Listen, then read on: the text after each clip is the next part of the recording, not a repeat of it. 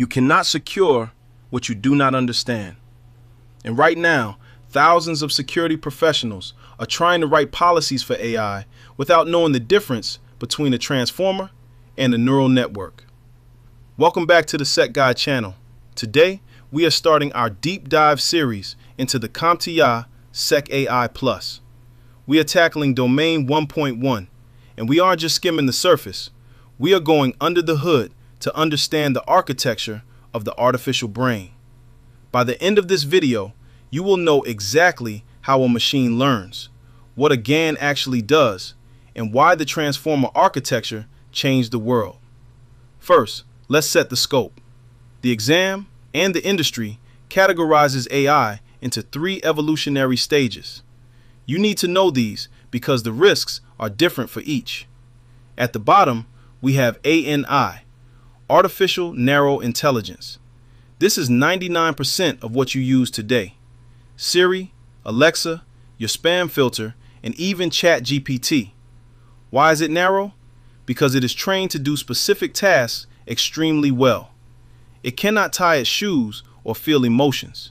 It just predicts the next word or classifies an image. Next is AGI, Artificial General Intelligence. This is the holy grail. This is a machine that can solve any intellectual task a human can. We aren't there yet, despite what the hype says. And finally, ASI, Artificial Superintelligence. This is the sci-fi stuff. Intelligence that far surpasses the brightest human minds.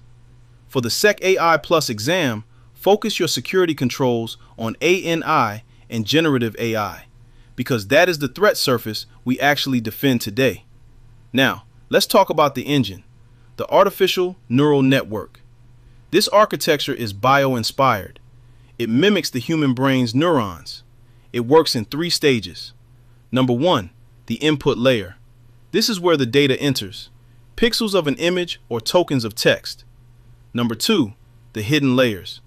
This is the magic black box. In deep learning, we have many of these layers stacked. Each neuron in this layer holds a mathematical value called a weight. Think of a weight like a volume knob. If a piece of data is important, the neural net turns the weight up. If it's irrelevant noise, it turns the weight down. Number 3, the output layer. This is the final decision. Yes, this is a cat. Or no, this is not malware. So, when we say we are training a model, what are we physically doing? We are just adjusting those millions or billions of weights and biases until the output is correct. That's it. It's not magic, it's calculus. Neural networks have been around for decades, but in 2017, Google released a paper called Attention is All You Need, introducing the transformer architecture. This is what made ChatGPT possible. Before transformers, AI read sentences 1 word at a time, left to right. It often forgot the beginning of the sentence by the time it reached the end. Transformers introduced a mechanism called self-attention. It allows the model to look at the entire sentence at once and weigh the relationship between words simultaneously. It knows that the word bank in Bank of the River means land, but bank in Bank of America means money, because of the context provided by the other words. This parallel processing is why modern AI is so fast and surprisingly fluent. Now, how do we teach these architectures?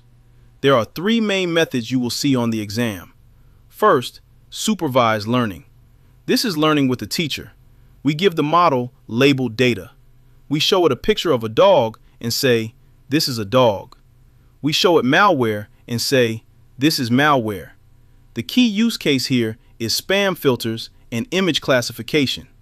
The model compares its answer to the ground truth label. Second, unsupervised learning. No teacher, no labels. We throw a massive pile of raw data at the AI and say, find the patterns. The AI groups similar items together. This is called clustering. The security use case here is anomaly detection. The AI sees that 99% of your network traffic looks like this, so the 1% that looks different must be an attack. Third, reinforcement learning, or RL. This is training through trial and error. We put an agent in an environment and give it a reward function. If it does the right thing, like winning a chess game, it gets a point. If it crashes the car, it gets a penalty. It learns to maximize the reward. Finally, let's break down the types of generative models you'll face in Domain 1. Number 1, LLMs, large language models. These are probabilistic engines. They don't know facts. They predict the next likely token in a sequence based on training data. Number 2, diffusion models, used for image generation, like Midjourney.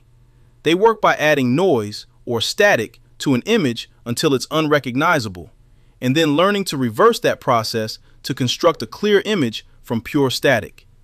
Number 3, GANs, generative adversarial networks. This is my favorite concept. It's two neural networks fighting each other. The generator tries to create a fake image, like a deep fake. The discriminator tries to spot the fake. They play a zero-sum game millions of times. As the discriminator gets better at spotting fakes, the generator is forced to get better at lying. This is why deepfakes are becoming so hard to detect. So we have the brain, the logic, and the training methods. But here is the problem. A brain is useless without knowledge. How do we actually feed data into these systems? How do we turn the English language into math so the neural net can read it? And what is a vector database? That is Domain 1.2, and that is exactly what we are covering in the next video. You do not want to miss that one. It's the most technical part of the exam. Hit subscribe so you don't miss part 2. I'm SecAI. Stay secure.